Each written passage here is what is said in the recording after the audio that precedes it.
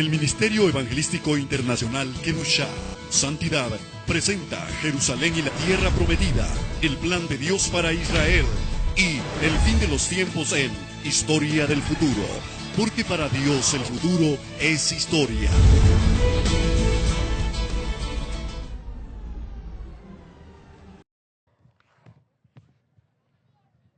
Para mí es un honor una vez más visitar tierra hondureña. Agradezco a Dios que me permite venir una vez más a esta su patria, Honduras. Yo no sé por qué será. Desde la primera vez que yo vine a Honduras, voy a mostrar esto. La primera página de mi Biblia, la bandera de Honduras. Ah, gracias.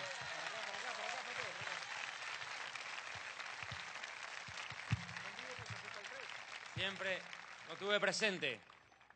Y hasta mi marcador de Biblia dice Honduras. Como que me quieren. Y gracias. Bien. Amados hermanos, en esta noche voy a traer un mensaje bastante diferente a los que suelo comúnmente presentar. Creo que toda Latinoamérica conoce nuestros mensajes. Sabe perfectamente que el Eterno nos ha enviado, junto con el doctor Antonio Bolaines y otros predicadores más, a desenmascarar a los falsos profetas, a los apóstoles de la prosperidad, a todo ese grupo de mentirosos que están usufructuando de la fe, asaltando en el nombre de Dios y atracando al pueblo. Lo sabemos. Sí, es cierto. Nadie lo va a negar. Desgraciadamente, usan el nombre de Dios en vano para justificar sus fechorías. Está claro. Pero nosotros no podemos centrar el mensaje en los apóstatas. Creo que ya el Espíritu Santo ha hablado lo suficiente al corazón de mucho pueblo. Y los ha hecho conscientes que hay una iglesia falsa que se ha levantado en este tiempo, que es la iglesia apóstata, que se identifica con la iglesia de la Odisea del Apocalipsis, los cuales pronto serán vomitados por tibios y entrarán a la tribulación, pero de cabeza. Pero también el Señor ha levantado una iglesia que es de la sana doctrina. Una iglesia que no se ha doblegado ante la apostasía, ante los falsos maestros y los falsos apóstoles de la prosperidad o de la línea de los encuentristas del G12. No importa, la iglesia de la sana doctrina ha tomado fuerza en los últimos meses. Sí, pero precisamente la iglesia de la sana doctrina hoy en día está conformado en su mayoría por mucha gente que ha escapado de las iglesias apóstatas, pero no tienen fundamento doctrinal. Porque dentro de esas iglesias apóstatas nunca les hablan del arrebatamiento, nunca les hablaron de las diferencias con la segunda venida, nunca les hablaron de un infierno. Es más, hay predicadores apóstatas que dicen que el infierno no existe, como Cash Luna o Maldonado, de los cuales nunca hablan del infierno. Pero esta noche voy a traer un mensaje no tanto de defensa de la sana doctrina. Voy a hacer un mensaje sobre la edificación de una iglesia de sana doctrina, sobre un tema que es importante. Así como hay un plan de redención, hay un plan de condenación para todo aquel rebelde que rechace la palabra de Dios. Jesucristo dijo: quien rechaza mis palabras, rechaza a aquel que me envió. Lo digo claro. Y la palabra de Dios es clara y contundente también al decirnos algo que no podemos pasar por alto.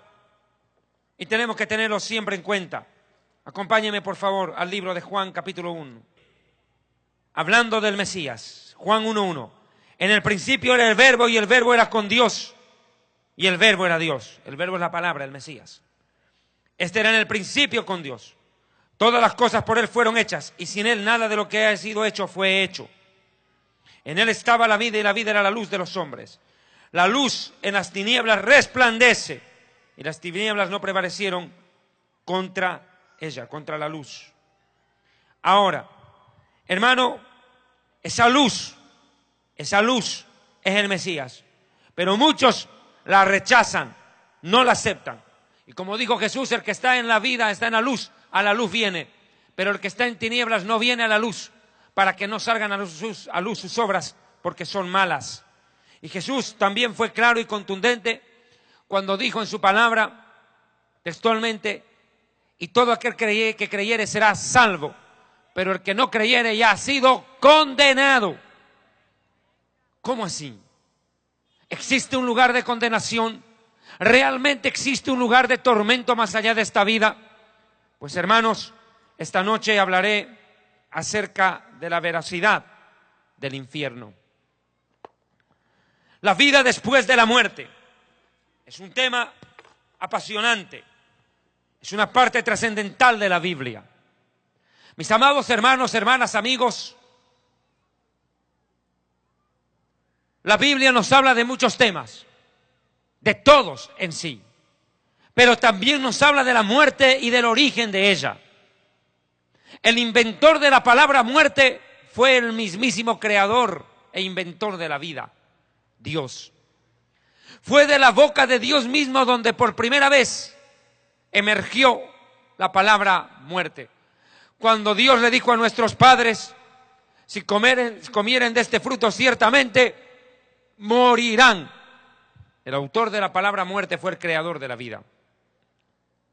La muerte. Una palabra a la cual pocos le dan importancia, ni siquiera piensan en ella. Y otros le dan demasiada importancia, tanto que le tienen terror. Lo cierto es de que la muerte comenzó su historia aún dentro de la misma Biblia. A veces los niños le hacen preguntas difíciles a los padres. Un niño de 4 años se acercó y le dijo a su padre: papá, ¿y por qué la gente se muere y desde cuándo es que se mueren? A veces pareciera tan fácil pregunta, ¿va? Pero aunque usted no crea, requiere una explicación, una respuesta bíblica y teológica. El hombre muere desde que se rebeló contra Dios, desde que pecó contra Él. La muerte ingresó a la tierra por consecuencia de la desobediencia y la rebelión. Eso lo sabemos todo. La muerte es una parte del estudio de la Biblia. Se llama la tanatología. La tanatología estudia la vida después de la muerte. La palabra tánatos se traduce como muerte, logos, estudio, pero en sí la palabra tánatos tiene más que ver con la palabra desprendimiento, separación, apartar, desprenderse de. La pregunta es, cuando hablamos de la vida después de la muerte y relacionamos con separación, ¿de qué estamos hablando? ¿Separar qué cosa de qué cosa? Pues bien, a la luz de la Biblia, la muerte tiene 2 facetas. La separación de la criatura con su creador produce muerte, porque la paga del pecado es muerte. La consecuencia del pecado es la muerte, la separación espiritual de la criatura con su creador. Y Dios es espíritu. Dios es espíritu. Y si pecamos, quedamos espiritualmente separados de Él. Terrible brecha, abismo que se produce en el momento de la rebelión humana. O sea, la primera acepción de la palabra separación es separar a la criatura de su creador por consecuencia del pecado. Como dice el profeta Isaías, vuestros pecados han hecho ocultar el rostro del Señor para no escucharlos. Vea usted, separación. Tremendo abismo. Pero también la palabra muerte involucra una separación de lo inmaterial abandonando la materia. Lo inmaterial abandona la... ¿Qué quiero decir con esto?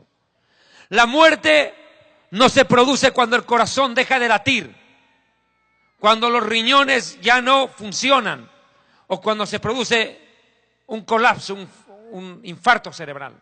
No. La muerte no se produce ese momento. La muerte se provoca cuando el espíritu y el alma, 2 cosas, espíritu y alma desalojan la materia, el recipiente donde están metidos en este tiempo, el llamado cuerpo. La Biblia enseña que Dios creó al hombre tripartito, 3 partes. Primera de Tesalonicenses 5 dice, verso 23, y el mismo Dios de paz os santifique por completo en todo vuestro ser, espíritu, alma y cuerpo. Describe desde lo más profundo hasta lo externo.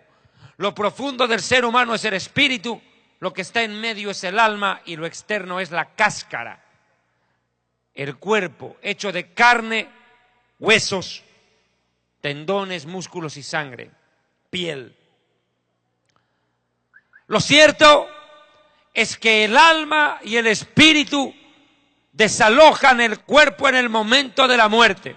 Les repito, la muerte no se provoca cuando el corazón deja de latir, deja de bombear sangre y comienza el proceso de rigidez cadavérica, porque empieza la sangre a coagularse dentro de las venas y en ese momento empieza el proceso de frigidez, de enfriamiento del cadáver ante la falta de circulación sanguínea que le da calor, temperatura al cuerpo. La muerte no es esa, no. La muerte se provoca en el instante mismo en que el alma y el espíritu salen del cuerpo. Ahí. Ahora le explico. En la muerte del Mesías, del Hijo de Dios, se puede ver claramente tres partes: cuerpo, alma y espíritu. Le explico a continuación. Atiéndeme bien. El cuerpo va a la tumba, o queda primero colgado en el madero y luego llevado a la tumba. El Señor está hablando y dice: Padre, en tus manos encomiendo mi espíritu. Espíritu al Padre. ¿Y el alma dónde fue? La Biblia dice que descendió hasta las partes más profundas de la tierra. El alma de Jesús descendió, el espíritu fue al Padre y el cuerpo a la tumba. Tripartito. Quiero que vaya entendiendo esto. Esta rama de la tanatología o de la vida después de la muerte es un tema demasiado profundo como para detallarlo en una sola prédica. Estoy consciente. A nosotros en la televisión nos ha tocado 9 programas de televisión, 9, cada uno de 1 hora, para explicar un poco de este tema de la vida después de la muerte, que es tan amplio. Pero trataré de hacer un resumen sucinto. Esta rama de la tanatología se divide en 3 partes. La tanatología médica, que es una ciencia, la tanatología forense, que es también otra ciencia, y la tanatología bíblica. Explico la primera y les recomiendo el libro Historia del Futuro, página 268, los que tienen el libro, y me siguen por favor. Es por eso importante el libro para estudiar y profundizar. Hoy en día las librerías cristianas en la gran mayoría están cargadas de pornografía espiritual. A excepción de la Biblia, los diccionarios bíblicos, los pocos comentarios que venden, la mayoría son libros de papel higiénico. Libros de Cash Luna, de Guillermo Maldonado, de Ana Méndez, pura basura. 3 pasos para ser rico, 4 para ser millonario, 5 claves para ser multimillonario, 7 pasos para alcanzar el superéxito. Terrible. Y 9 pasos para declararte megapóstol. Cualquier basura pública. Y eso vende. Y la gente consume esa chatarra espiritual de alimento, esa basura. Pero hay que estudiar palabra de verdad. Alabe a Dios.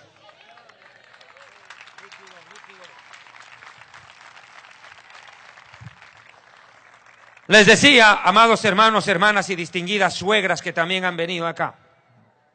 No saludo a las suegras, se ofende ese sindicato. Mire, la tanatología médica es la primera rama que voy a describir. Es preparar a las personas para afrontar la muerte. Esto se aplica en los hospitales, preparando a la persona enferma, desahuciada o moribunda, para asumir la muerte y sus consecuencias. Es más, es concientizar a la propia familia sobre la muerte del ser querido. El tema de la muerte es tan delicado que la familia y la persona moribunda necesitan en especial un trato especial, diferente. ¿Por qué? Cuando muere un hijo, imagínese comunicarle a la mamá, decirle: señora, sus 3 hijos venían en un carro y se estrelló contra un camión y se le murieron los 3 hijos. Hasta luego. Usted no puede transmitir una... La pobre señora es capaz de morir de un infarto al saber que sus hijos se le mueren. La ley de la vida dice que los hijos están para enterrar a los padres, pero cuando los padres tienen que enterrar a los hijos, eso no tiene nombre. Y transmitir una noticia de ese calibre necesita indispensablemente que se lo haga con tacto. Preparar a la familia para comunicar la muerte del ser querido. O la imposibilidad de los médicos que con toda la ciencia, la tecnología, no pueden prolongarle la vida al enfermo, al familiar delicado. O decirle en el peor de los casos a una persona, señora, nosotros somos médicos y toda nuestra ciencia es inútil para poderla ayudar. Señora, a usted le quedan solamente unas cuantas horas de vida. ¿Cómo decir eso? La tanatología médica, por ende, prepara al moribundo, al enfermo o al desahuciado y a la familia para asumir la muerte y sus trágicas consecuencias. Hay gente que de tanto sufrimiento, ante la muerte del esposo, ante la muerte de la esposa, el hombre prefiere hasta suicidarse, quitarse la vida, porque haya que ante la muerte del ser querido de la esposa o del esposo, la vida ya no tiene razón de ser y prefieren pegarse un tiro en la cabeza, matarse, suicidarse, lo cual, por cierto, no ayuda en nada a agravar el problema. Pero mire cuán grave puede ser la muerte y sus consecuencias. El dolor puede ser fatídico. Por ende, la tanatología médica es una rama muy estudiada en la ciencia. La segunda ciencia que describo, página 268 del libro Historia del Futuro, que está a su disposición allá, es la tanatología forense. ¿Qué es la tanatología forense? Es el estudio, la determinación por parte de peritos o expertos en medicina legal sobre las razones que llevaron a la muerte, al deceso de determinada persona. Déjeme explicarle esto, como jurista que soy, abogado. Ante la ley, el certificado de defunción tiene una implicancia enorme, porque pone fin a la existencia de la persona. La muerte surte un efecto jurídico legal inmediato, al menos dentro del derecho civil. La muerte de una persona suscita inmediatamente efecto jurídico, porque se tiene que proceder ante la muerte del padre de familia, ante la muerte de la madre o de los dos progenitores.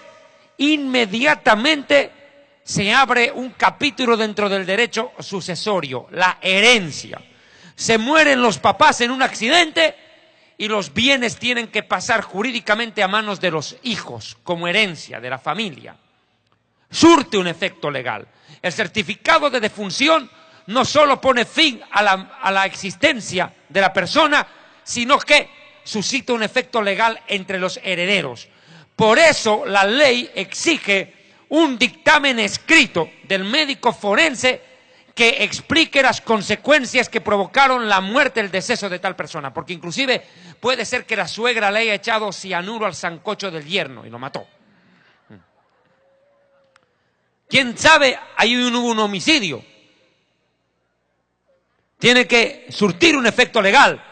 Y la ley necesita imperiosamente, muito obrigado para você, para de sufrir. Un poquito de agüita. Les decía, surte un efecto, porque puede haber un homicidio, un asesinato, un homicidio culposo. La ley tiene que determinar la causa de la muerte de la persona y si hubo un crimen, hacer pagar a quien lo cometió. Y la medicina forense, a través de los médicos legistas, tiene que hacer un estudio. Y ese estudio se llama autopsia. Cuando al cadáver se lo abre y se lo revisa por dentro para ver qué fue lo que le provocó la muerte. Si fue una muerte natural o una muerte provocada. Es lo que se llama el mortis causa o la causa de la muerte. Los médicos legistas están utilizando todos los medios científicos avanzados para facilitar aún la identificación de cadáveres. Un ejemplo, una fosa común. Hay 40 personas enterradas en el mismo hueco, en la misma tumba, ahí metidos en el mismo foso. Y la gente quiere saber si su familiar es el que está enterrado ahí dentro. Han pasado 30 años, solamente hay huesos. ¿Qué toca hacer? Ahí se abre un capítulo dentro de una rama científica que ha desarrollado mucho en los últimos años y que a nosotros los abogados nos ha ayudado muchísimo. La deontología forense. ¿Por qué? Porque los dientes pueden ayudar a determinar aún a quién pertenecen los huesos. ¿A quién pertenecen esos huesos? ¿A qué persona pertenecieron? No solamente está la autopsia, está la necropsia, que es otra rama científica, otra fórmula científica. Cuando se ha hecho la autopsia y no hay conformidad de parte del juez, dice esta muerte es rara, y lo que dice el médico forense en autopsia no me convence demasiado. El cadáver ya lleva 4 semanas de enterrado y dice desentierren el cadáver. El juez ordena desenterrar el cadáver, exhumar el cadáver y una nueva autopsia al cadáver, desenterrándole. Esto se llama necropsia. Es un segundo estudio sobre el cadáver para verificar una vez más cuáles fueron las causas de la muerte de esa persona.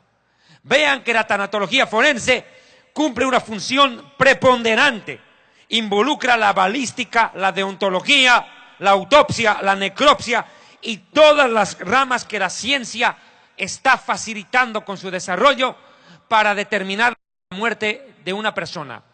Es más, simplemente este dato, aunque no viene al caso, porque ahorita no estoy dando una clase de derecho civil, pero estoy explicando algo que le puede servir. Por ejemplo, el marido abandona a la mujer, no aparece por 5 años, nadie sabe dónde está. Y la madre, con los 3 muchachos, no sabe qué hacer, no sabe nada del marido. Creen que se murió, pero no estaba muerto, andaba de parranda, ahí andaba. Estaba ahí, mijo, dando vueltas, revoloteando ahí con una vieja por allá. Vea, andaba con una vieja en bikini en la playa. No estaba muerto. Y como dicen, el muerto a la tumba y el vivo a la rumba. Ahí anda. Lo cierto, y que el diablo huya. Aleluya, dice que el diablo huya, dice. Y que el marido huya cuando molesta, dice. Pues vea, la desaparición de una persona por un tiempo prolongado debe determinarse la muerte presunta. Se presume, y eso no es que uno presume, es el juez el que dictamina. Y dice, se hace la emisión de la declaración de muerte presunta de Perico de los Palotes, desaparecido hace 6 años sin dejar rastro. Nadie sabe dónde está. Si está vivo, está en Nueva York, está en Miami, en Madrid o está muerto. Nadie sabe dónde anda metido. O sea, se hace la declaración de muerte presunta, lo cual beneficia a la mujer y a los hijos para que reciba por herencia los bienes. Vea, o sea que mire, la medicina forense y todas estas ciencias jurídicas son claves para este tema. Pero voy a explicar ahora sí la tercera rama de la tanatología. Sigo en la página 268 del libro. La tanatología bíblica. ¿Qué dice la Biblia de la muerte? Ese es el punto. Es el primer libro de la historia en ofrecer una tesis sobre el origen de la vida, el origen del universo, el origen de la tierra, el origen del ser humano y el origen de la muerte. La Biblia en el libro del Génesis hace un compendio en los primeros capítulos y explica el origen de todo, origen del universo. Una vez más lo digo, el origen del universo, el origen de la vida, el origen de la tierra, el origen del ser humano, el origen de los animales, de las plantas, de los peces y de la creación, el origen del ser humano, el origen del pecado y el origen de la muerte. Por eso la Biblia es el libro de los libros. ¿Cuántos alaban a Dios? Adore a Dios. Cielo y tierra pasarán, pero sus palabras no van a pasar jamás.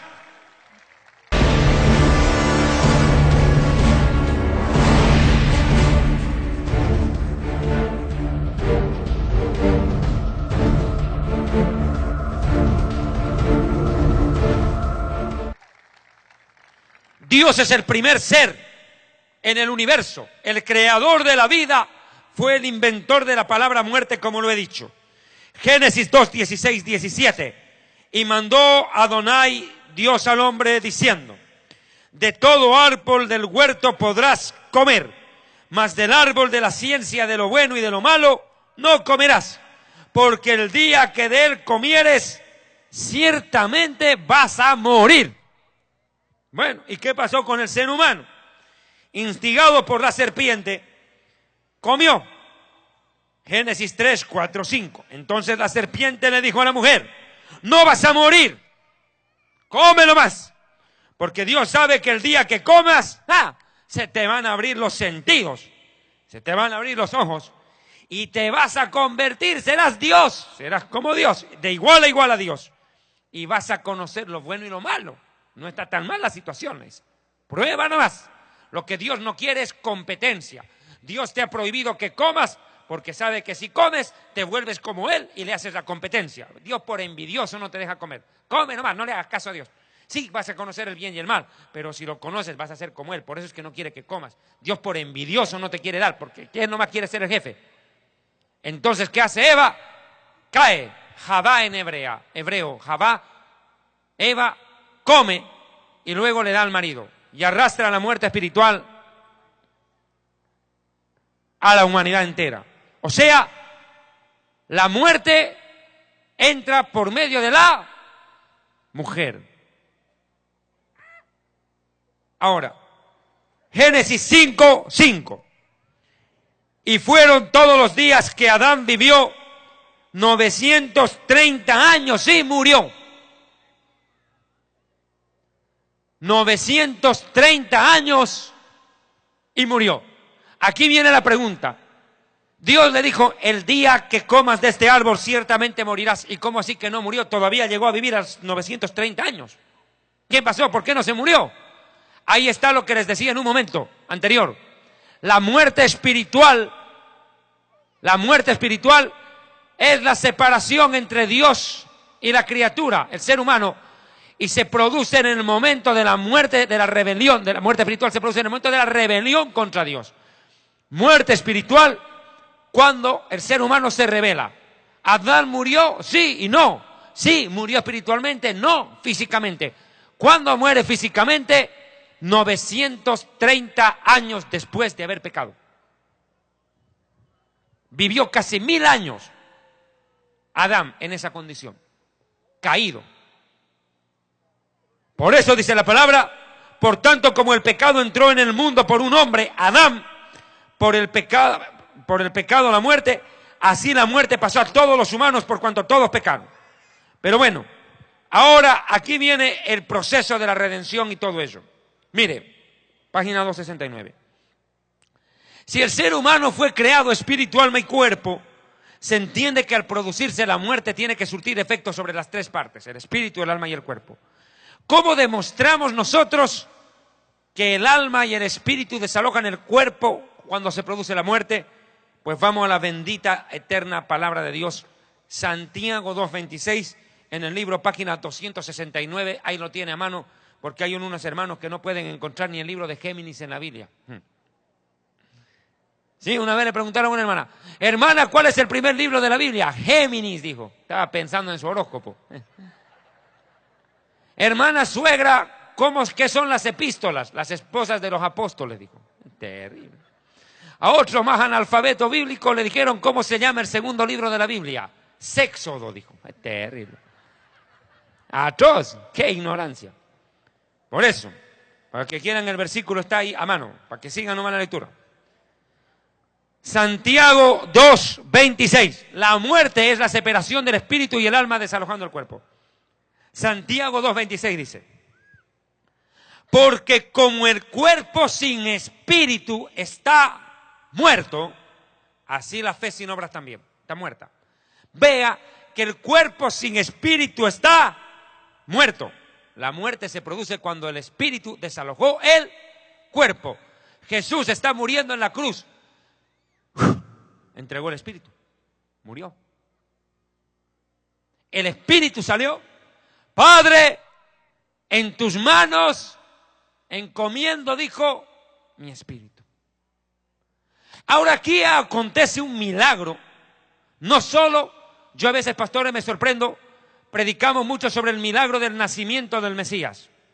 Pero aunque usted no crea, aún la muerte del Mesías fue un milagro raro, extraordinario. ¿Por qué? Cuando una persona está falleciendo, ¿cuál es su condición? No puede ni hablar. No se le escucha lo que habla. Pero Jesús, escuche, la muerte no lo mató, si quiere que le diga más claro. La muerte no mató al Mesías. Él puso la vida. Porque el rato de morir clamó. ¿Cuándo escuchaba usted a un muerto gritar de esa manera? ¡Padre! ¡Eli! ¡Eli! ¡Lama sabactani! Gritó. Después de cuántas horas de agonía. Gritó y todos lo escucharon. Como dijo Jesús, a mí nadie me quita la vida, dijo Jesús. Yo la pongo y la vuelvo a poner. ¿Cuántos alaban? A Dios. Él dejó la vida. Él dejó la vida. No es que la muerte lo mató, porque Él venció la muerte. ¿Cuántos alaban a Él? Él es la vida. Dele un aplauso. Adore a Dios. Cristo viene. Alabe al Dios del cielo. Santo es su nombre. Vea usted que la muerte del Hijo de Dios fue un auténtico milagro. Si hubiera sido un muerto común, ni siquiera se le hubiera escuchado hablar en la cruz. No, Él hablaba tan fuerte y claro que todos escuchaban cuando Él decía algo. La muerte no lo mató. Él venció la muerte. No solo al salir de la tumba, sino al entregar su vida por sí mismo y amor a la humanidad. Gloria a Dios. Adore al Hijo de Dios, quien como Él. Precioso es tu nombre. Santo eres tú. El Ministerio Evangelístico Internacional Kedushá, Santidad, presenta Jerusalén y la Tierra Prometida, el plan de Dios para Israel y el fin de los tiempos en Historia del Futuro, porque para Dios el futuro es historia.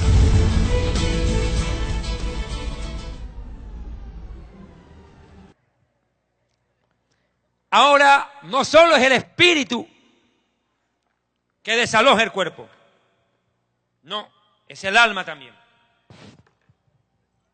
El alma desaloja el cuerpo. Génesis 35, 17 y 18, mire. Aconteció que como había trabajo en su parto, que le dijo la partera, no temas, que también darás a luz este hijo. Y aconteció que al salírsele el alma, pues murió. Llamó su nombre Benoní, mas su padre lo llamó Beniamín. Ahora vea, al salírsele el alma, pues murió. Ve usted, en el momento en que sale el alma del cuerpo se provocó la muerte, intempestivamente, en ese mismo momento.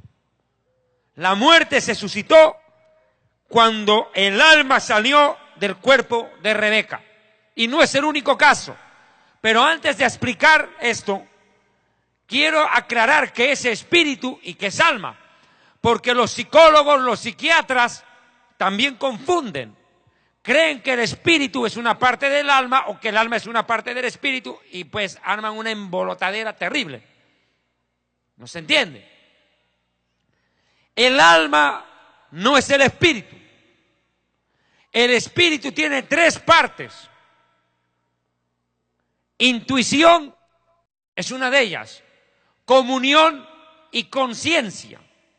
La intuición, la comunión y la conciencia son parte del espíritu. Una madre está sentada.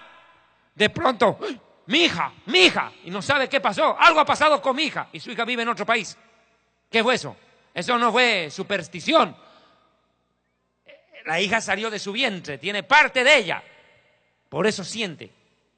La intuición intuye el peligro. Hija, no te cases con ese sinvergüenza, dice la suegra. Intuye. Intuición. 2. La conciencia es parte del espíritu, no del alma. La conciencia es el parlante de Dios en nuestro corazón. Cuando Dios habla, no habla con nuestra alma, porque nuestra alma es de naturaleza caída, rebelde contra Dios. Cuando una persona es inconversa o atea, obedece a su alma pero no a su espíritu, no hace caso a la conciencia. En cambio, el creyente nacido de nuevo, nació por agua del espíritu, y el espíritu revive y ahora es la conciencia la que maneja al alma, no el alma la conciencia. ¿Me entendió? Por eso dice que el espíritu y la carne pelean, y cuando dice la carne no está hablando del cuerpo, sino del alma. Es el espíritu contra el alma que batallan. El alma quiere hacer lo que le da la gana, pero el espíritu le frena. Porque ahí está la conciencia, que le dice, no hagas esto. Es la conciencia, parte del espíritu. Y la tercera parte del espíritu es la comunión. ¿Qué quiere decir eso? Mi capacidad de relacionarme con Dios y escucharle. ¿Me dejo entender? La comunión despierta cuando una persona nace de nuevo y se convierte. Mientras tanto, no. Un católico y un evangélico se encuentran. El católico le dice al evangélico, oremos juntos. Y el evangélico le dice al católico, no hay problema, el problema es a quién escucha a Dios y a quién le responde. No, Dios responde al que tiene comunión con Él. Lógico. Al que tiene comunión con Él. El Señor dijo, clama a mí, yo te responderé. Y mis ovejas oyen mi voz. Vea, es comunión. ¿Cuántos alaban a Dios? Denle un aplauso fuerte.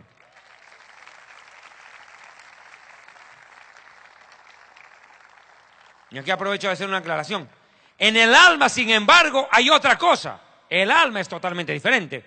En el alma están tus pensamientos, tus sentimientos, tus emociones, tu capacidad de decidir, tu capacidad de crear cosas, tu capacidad de hablar o de expresarte, tu capacidad de gobernar. De eso voy a hablar ahorita.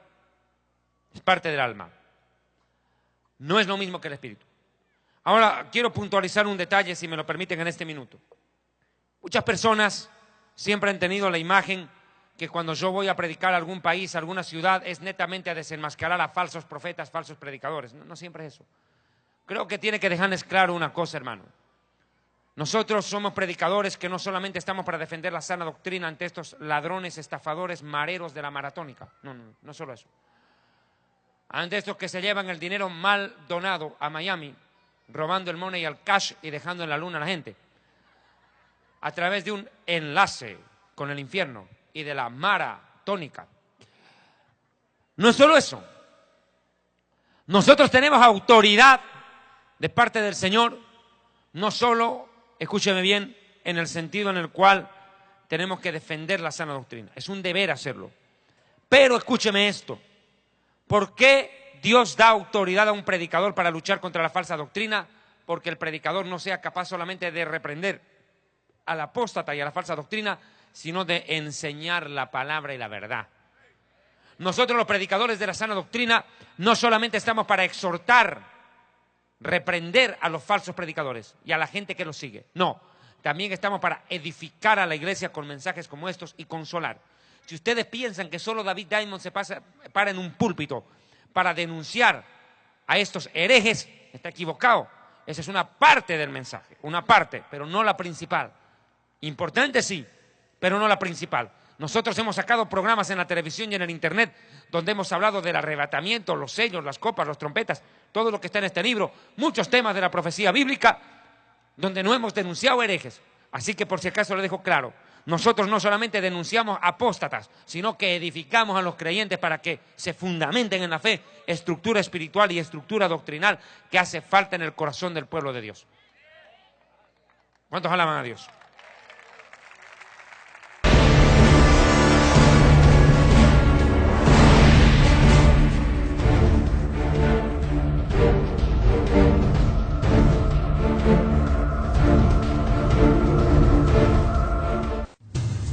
El Ministerio Evangelístico Internacional Kedushá, Santidad, presenta Jerusalén y la Tierra Prometida, el plan de Dios para Israel y el fin de los tiempos en Historia del Futuro, porque para Dios el futuro es historia.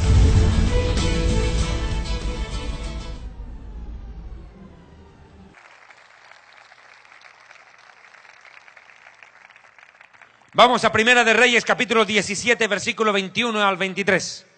Página 269. Elías va de visita a una casa. La que le atiende es una mujer viuda que tiene un hijo. Llega el profeta y se armó no la fiesta, sino el velorio. Se le muere el hijo a la pobre viuda. Qué terrible. Ya me imagino la cara de la viuda decir, traigo al profeta y encima se me muere el hijo. Comenzó el problema.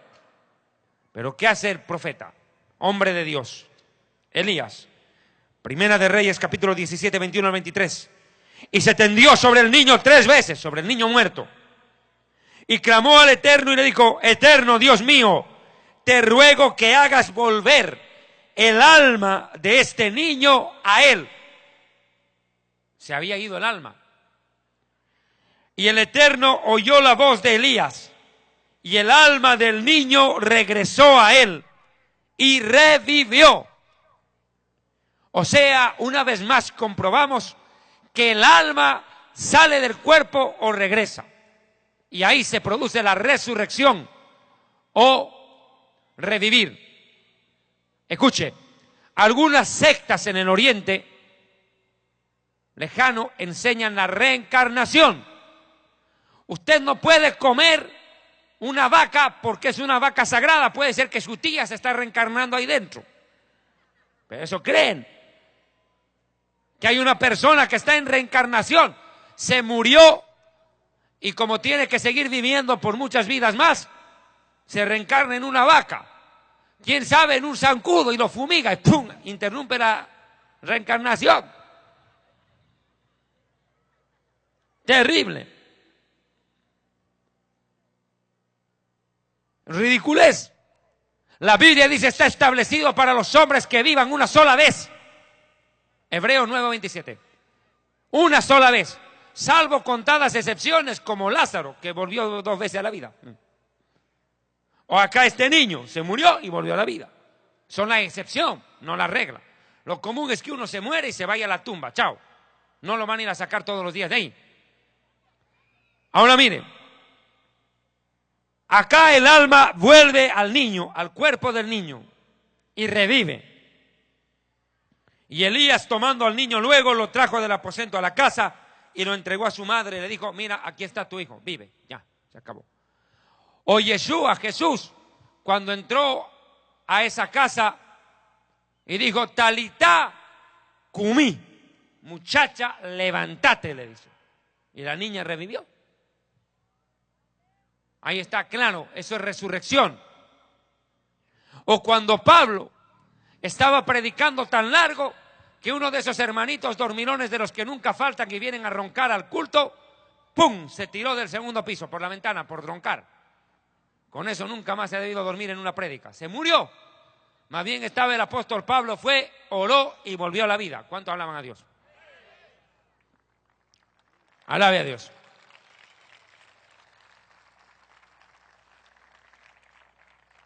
Ahora ve ahí claramente de que el alma sale del cuerpo. ¿Por qué estoy tocando este tema con tanto énfasis? Y yo no sé, no creo que yo alcance a terminar esta prédica honestamente. A lo mejor mañana voy a tener que continuar en otro lugar donde me toca predicar el mismo mensaje. No el mismo, sino la continuación, porque hay muchos temas que tal vez no alcance a desarrollar. Pero atiéndame. Los testigos de Jehová. Plaga. Tremendos. Ellos creen que el alma muere con el cuerpo. Ellos creen en la mortalidad del alma, que el alma muere con el cuerpo. Que todo se acabó en la tumba, que aquí se acabó todo. Terrible. Ellos dicen no, no hay infierno. El infierno es esta vida, dice el testigo de Jehová.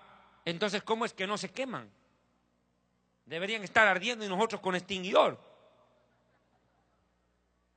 Eso. Los testigos de Jehová son una secta. ¿Usted de qué iglesia es? Yo soy del Salón del Reino de los Testigos de Jehová. O sea que usted es testigo, sí. En cambio yo soy hijo. Ahora, ¿quién recibe la herencia? El hijo. Usted solo mira, pero no recibe.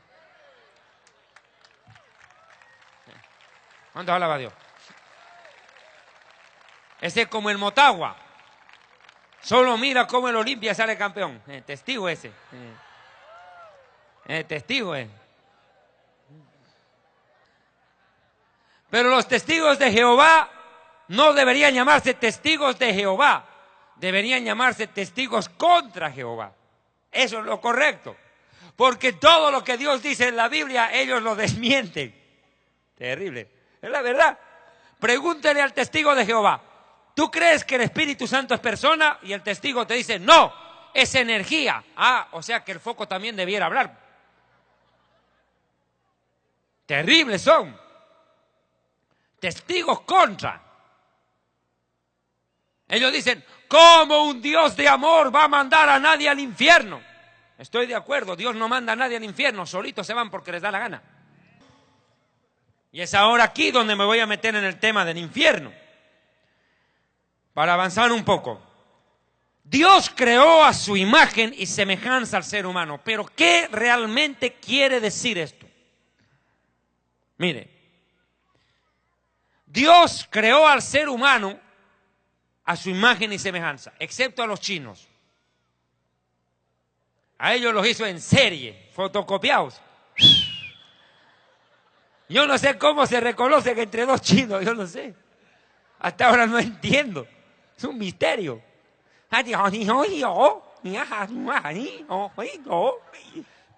habla este tipo? Está hablando en lengua, viejo. Terrible. Y todos igualitos. Con razón la canon que está en el Japón, porque ahí sí los canonizaron a todos. Los metieron y los fotocopiaron. Todos iguales. Yo lo único que aprendí a decir en chino es suegra. Lin Chen La. Terrible. Es terrible eso. Y ojo que no tengo suegra, pero ya estoy practicando. Algún día me tendré. Entre tanto tengo que prestarme la suya para exorcizarla. Y como usted es tan buena gente, me la presta a su suegra para que la exorcice. 10 demonios por el precio de uno. Barato, combo. Más barato que en el Pare de Sufrir. Es terrible. Suegra, ¿cuál es tu nombre? ¡Legión! Pues, terrible. Uy, ahí sí tiene que escapar. Oye, como el otro día estuve predicando acerca del Apocalipsis. Y les dije, hermanos, el Apocalipsis está dividido en dos grandes grupos, tribulación y gran tribulación. Y no me entendían lo que yo estaba explicando, tuve que darles un ejemplo. Tribulación es cuando tú te vas, cuando tu suegra se va de tu casa peleando contra ti, dejándote peleado con la esposa, es de tribulación.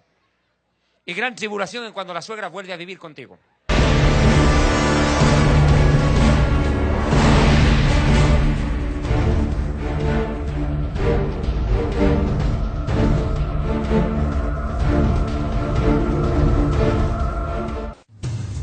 El Ministerio Evangelístico Internacional Kedushá, Santidad, presenta Jerusalén y la Tierra Prometida, el plan de Dios para Israel y el fin de los tiempos en Historia del Futuro, porque para Dios el futuro es historia.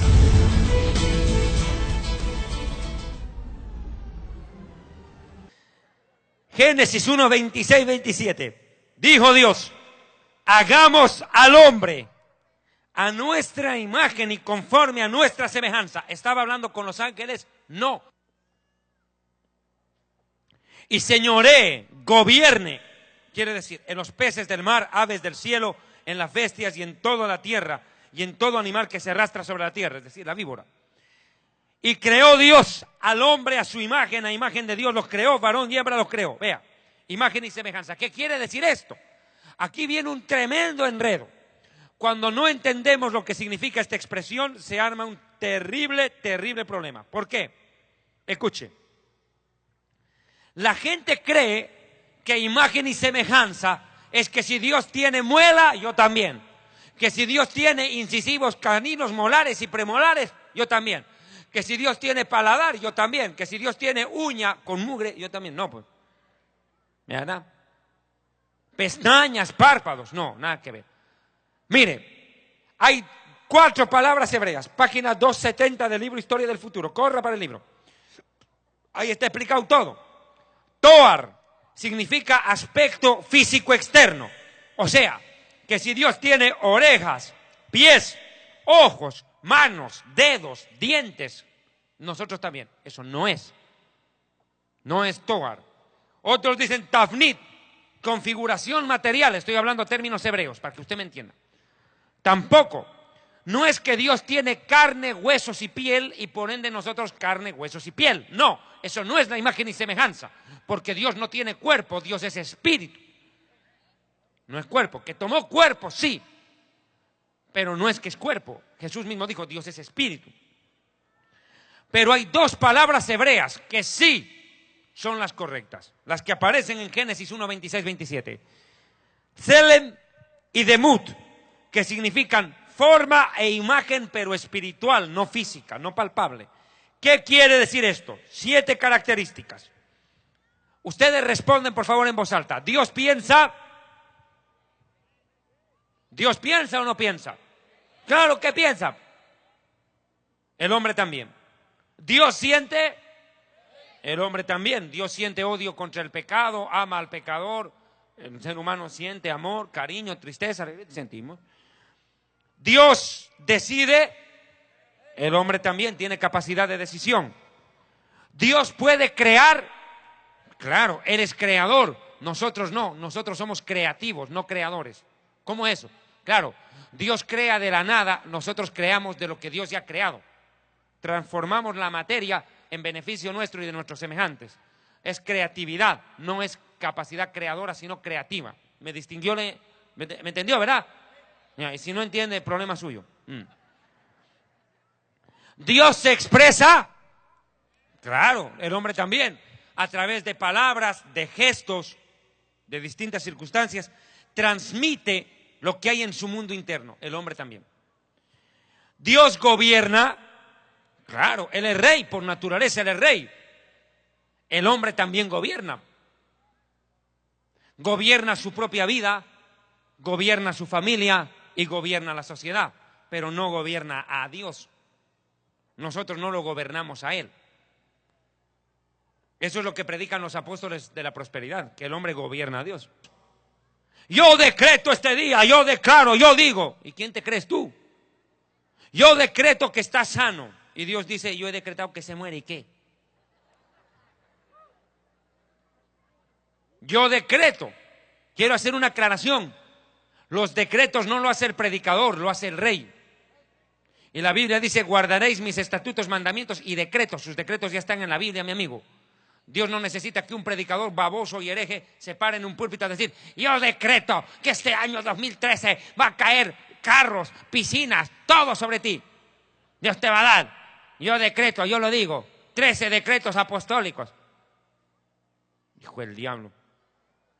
Los decretos los hace el rey, no el criado. Y nosotros no le vamos a dar órdenes a nuestro Señor. Él es el rey y merece respeto. Y el que decreta la sanidad de alguien es Dios, no el hombre. A veces los predicadores ahora se quieren robar el protagonismo. Es yo declaro, yo digo, yo decreto, yo profetizo, yo visualizo, yo esto, yo aquello. Y Jesús dijo, quien a nombre propio habla, su propia gloria busca. Pero aquel que habla a nombre de aquel que le envió, este es verdadero. Y Jesús añadió y dijo, el que es de Dios conocerá si la doctrina es de Dios. Dijo Jesús, el que es de Dios reconoce si la doctrina es de Dios o no.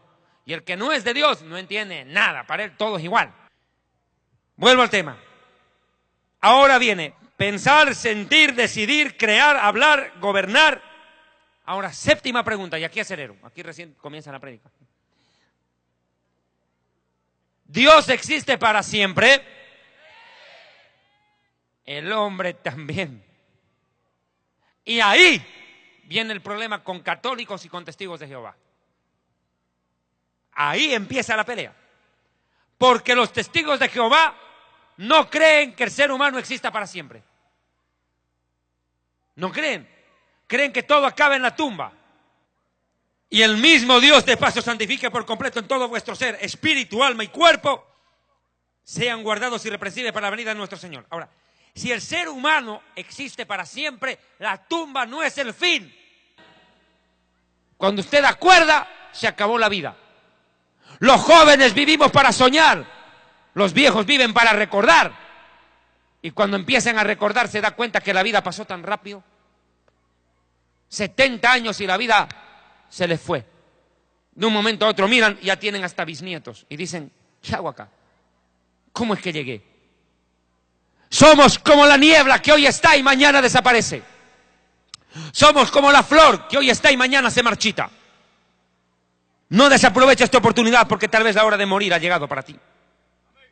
La gente piensa que se puede burlar del infierno. La gente piensa que el infierno no existe, pero están equivocados.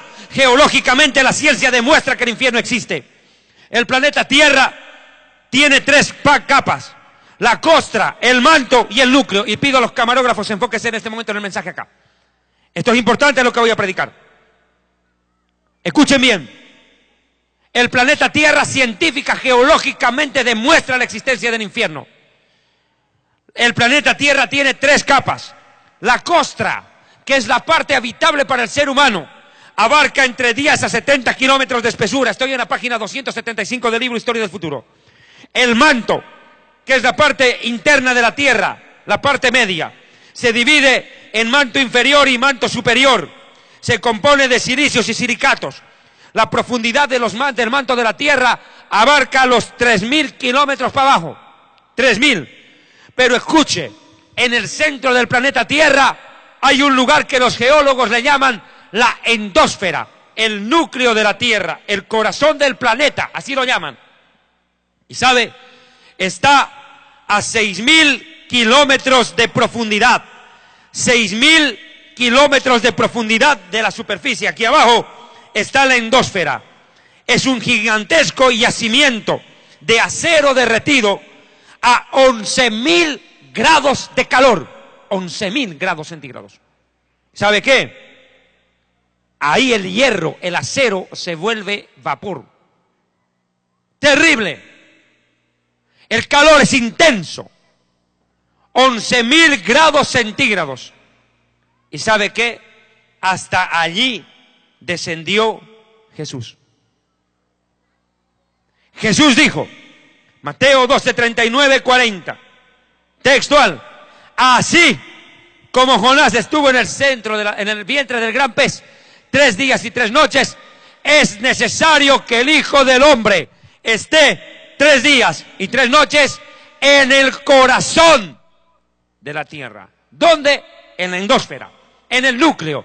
En pocas palabras, el infierno del cual habló Jesús está en el núcleo de la tierra, en la endósfera. Los geólogos han descubierto esto. ¿Cómo presentar esto? Yo creo con los sonidos directamente.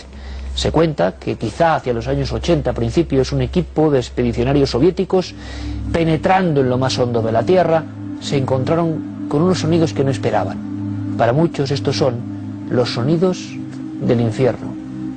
Estén atentos, por favor.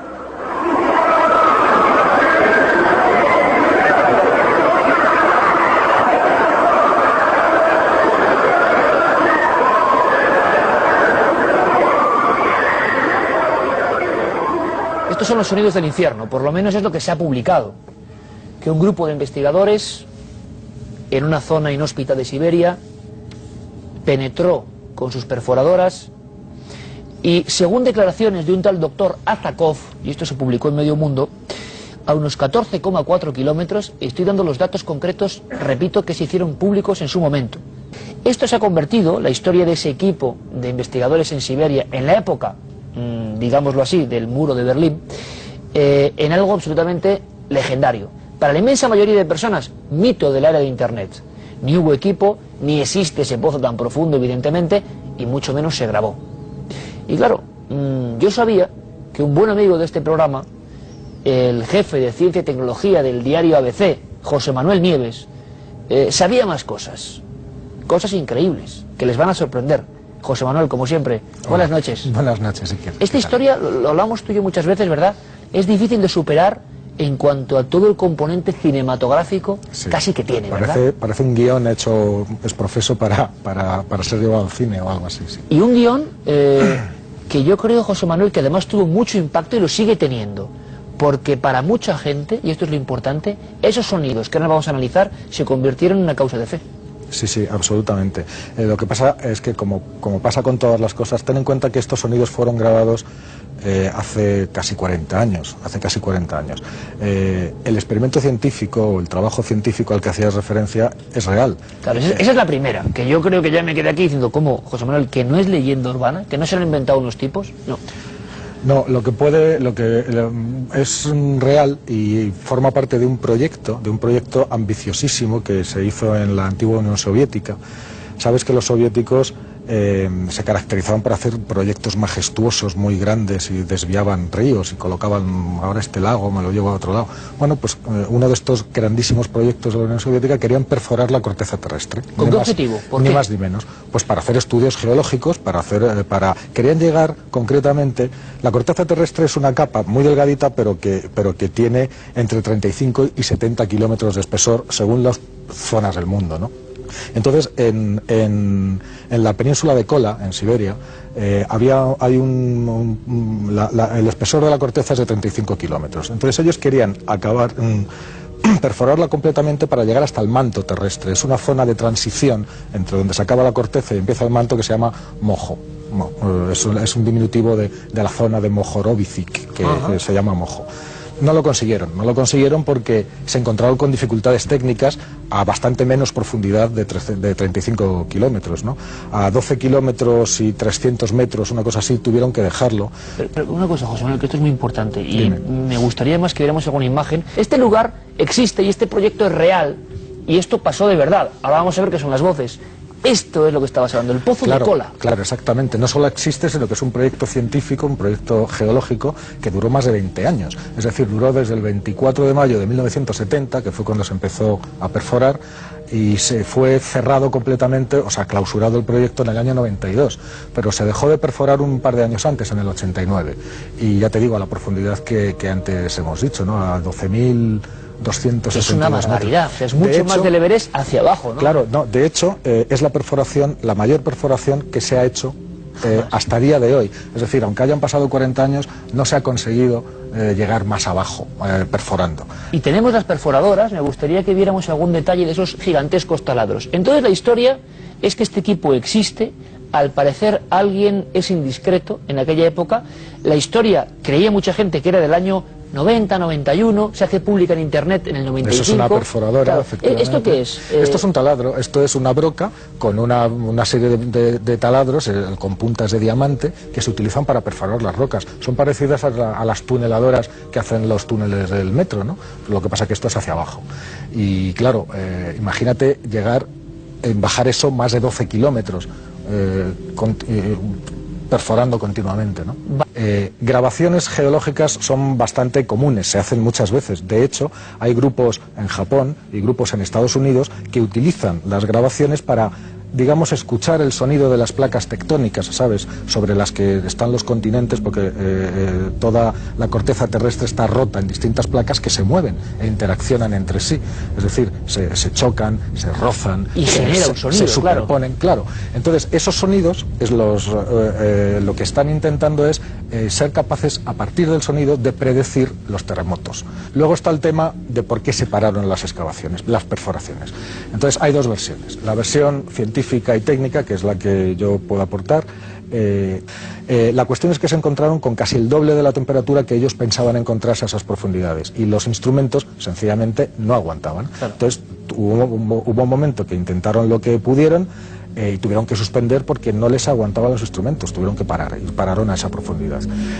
Y luego surge la leyenda, ¿no? Y luego está la leyenda. Entonces, según la leyenda, que además fue difundida por algunos de los geólogos, como este doctor que tú citabas antes, dijeron que no, que el motivo no había sido ese, que no había sido un motivo técnico, y no es más, que el proyecto original de la Unión Soviética no era perforar la corteza terrestre, como de hecho era, sino buscar el infierno, o sea, encontrar una prueba imagínate los soviéticos buscando el infierno. Bueno, pues se llegó a decir incluso eso, ¿no? Y que no solamente lo habían intentado, sino que lo habían conseguido.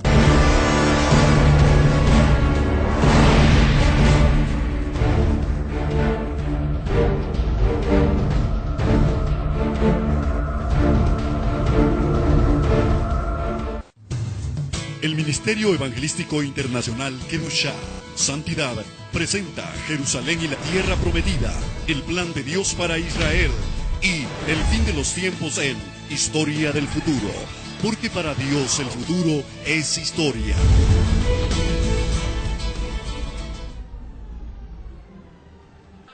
Donde los científicos españoles hablan y demuestran la creencia en la existencia del infierno, y son ateos, y dicen que existe. Mi amigo, la gente piensa que el infierno no existe.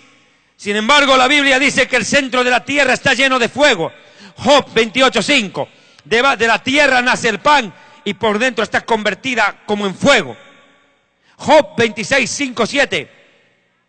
Las sombras tiemblan en lo profundo de los mares y todo cuanto en ellos mora. El Seol está descubierto ante él, el infierno. Mire, textual. Y otra versión, otro manuscrito en arameo dice: las sombras tiemblan aterradas en lo profundo de los mares. Imagínese usted. ¿De qué está hablando? Del infierno. Mire, la Biblia dice en Proverbios 15:24, el camino de la vida es hacia arriba para el entendido, para apartarse del Seol, el infierno que está abajo. Y la Biblia dice también en Job, escuche, que todos los días el infierno arrebata a los pecadores. Así como el cielo arrebatará a los santos el día que Jesucristo haga sonar la trompeta con voz de mando, voz de arcángel y trompeta de Dios, y los muertos en Cristo resucitarán primero, luego nosotros los que vivimos, los que hayamos quedado, seremos arrebatados juntamente con ellos en las nubes para recibir al Señor en el aire, y así estaremos por siempre con el Señor. Por tanto, aliéntense los unos a los otros con estas palabras. Mi amigo, así como el cielo a los santos, el infierno todos los días arrebata a los rebeldes. Se los traga, como se lo tragó a Coré, entró vivo al infierno. Mi amigo, la gente que no cree en el infierno, no hay problema, no te haga problema. Si tú no crees en el infierno, tranquilo, no te compliques, vas a creer cuando ya estés ahí dentro. No te compliques, porque en el infierno no hay incrédulos, todos creen, pero ya es tarde. Aún el diablo cree y tiembla. El infierno existe. Está en el corazón de la tierra, de acuerdo a Mateo 12:40. Es más, es un lugar de tormento. La gente dice que el infierno no existe. Y le voy a decir 7 cosas claves que están en mi libro Historia del Futuro, se las recomiendo. ¿Qué pasaría si el infierno no existe? ¿Qué pasaría si el infierno no existe? Primero, que Dios sería el más grande mentiroso de la historia al haber amenazado a los rebeldes con un castigo que no se puede cumplir. Dios habla del infierno, y si no hay infierno, Dios miente. Mas sea Dios veraz y todo hombre mentiroso. Sea Dios veraz. 2. Si no hay infierno, usted no puede confiar en Dios. Dios no merece confianza porque no puede hacer justicia. ¿Dónde quedaría entonces el premio al que hace lo bueno y el castigo al perverso? ¿Cuánta gente comete delitos, maldades, paga y corrompe a la policía, corrompe a los jueces, escapa de la justicia humana, se muere y todavía Dios le dice, bienvenido al cielo? ¿Cómo usted podría confiar en la justicia de Dios si Dios sería un alcahuete del pecado y del pecador? Mi amigo, si no hay infierno, Dios no puede castigar al que hace lo malvado. Aquel que aquí en la vida terrenal ha hecho tanta maldad y nunca pagó por ella, y que todavía Dios lo premie, que lo deje impune. 3. Mas antes digo, Dios es juez justo, Él reina sobre la tierra. ¿Cuántos alaban a Dios? Él prueba la mente y el corazón para dar a cada uno conforme a sus obras en esta vida y en el más allá, si no se arrepiente. 3. Si el infierno no existe, puede tirar su Biblia a la basura, porque en pocas palabras la Biblia sería una fábula, un cuento, una comedia, una tragicomedia, un drama, menos la palabra de Dios. Porque la Biblia, en más de 2000 oportunidades, habla del infierno y también de otro lugar llamado el lago de fuego. 4. Si no hay infierno, ¿qué problema? Jesús habló más del infierno y del lago de fuego que del mismo cielo. Y si no hay infierno, ¿De qué habló Jesús? Mintió. 4, 5, perdón. Si no hay infierno, Jesucristo era un falso profeta. Porque Jesús dijo, el que no cree en mí será condenado e irá al tormento eterno. 6. Si no hay infierno ni lago de fuego, mi amigo, si no hay infierno, ¿para qué murió Jesús? ¿Para qué? Si no hay de qué salvarnos.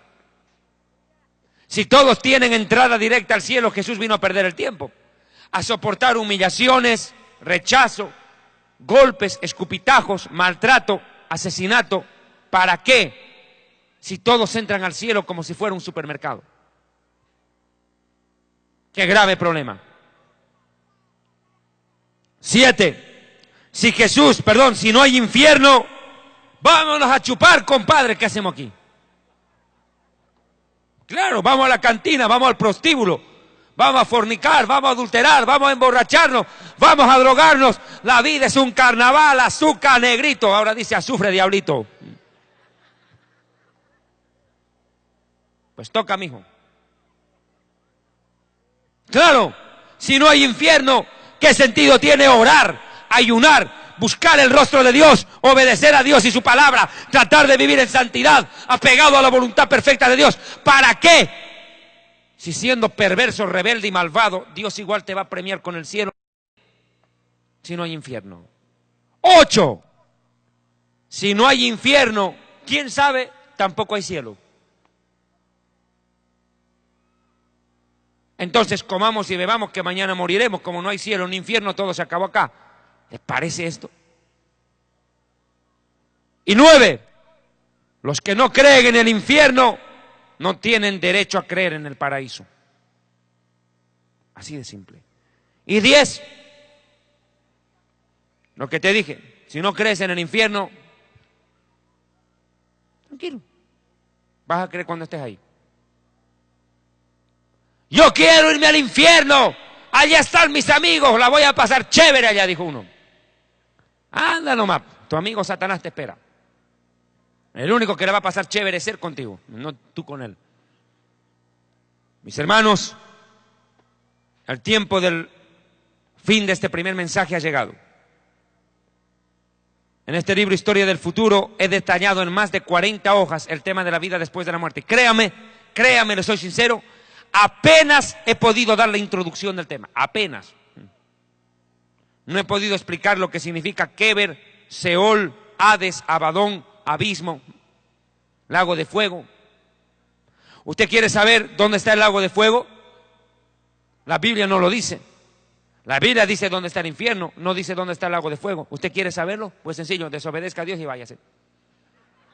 Ahí va a conocer. Ahí la va a pasar chévere. Pero, y acaba en serio,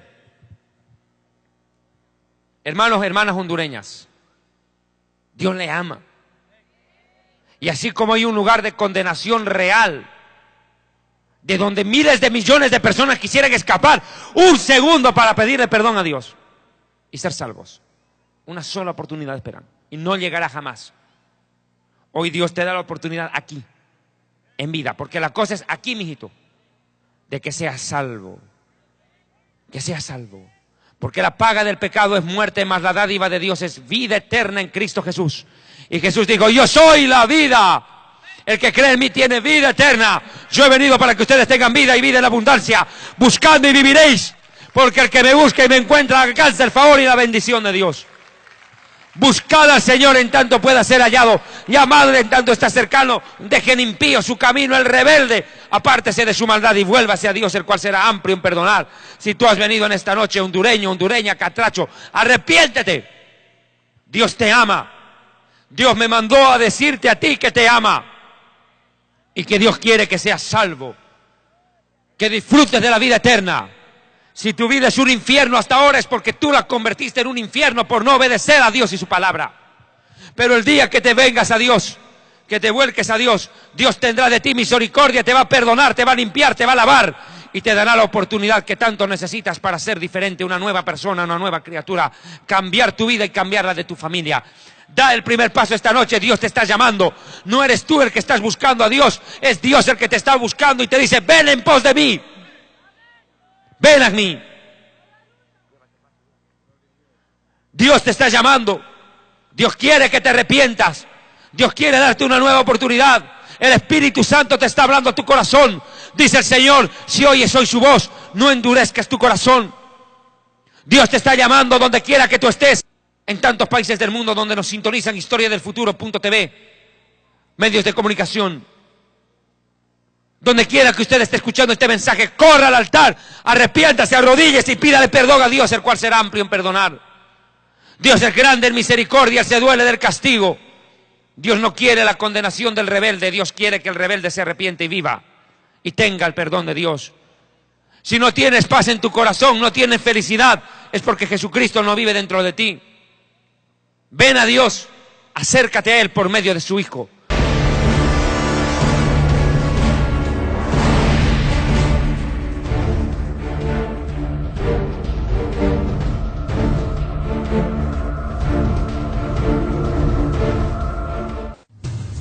El Ministerio Evangelístico Internacional Kedushá, Santidad, presenta Jerusalén y la Tierra Prometida, el plan de Dios para Israel y el fin de los tiempos en Historia del Futuro, porque para Dios el futuro es historia.